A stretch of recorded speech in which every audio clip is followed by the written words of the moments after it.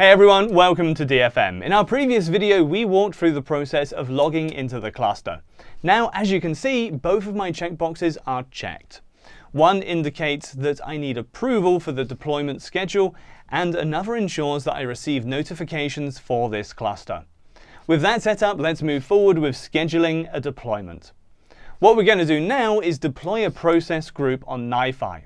Using this scheduling flow, we can define a specific time for deployment. For example, if I want my process group to be deployed at 5:30 p.m., I can easily set that up. To do this, I've selected Testing NiFi Scenarios as my bucket and chose the flow name I want to deploy. I'll be deploying version 1 of this flow, and as soon as I proceed, the flow control will start. Before confirming, I can review the summary, which includes key details such as the selected cluster, the flow name being deployed, the registry and NiFi URLs, the version I've chosen, the state of flow after deployment, which should be running, and the scheduled deployment time.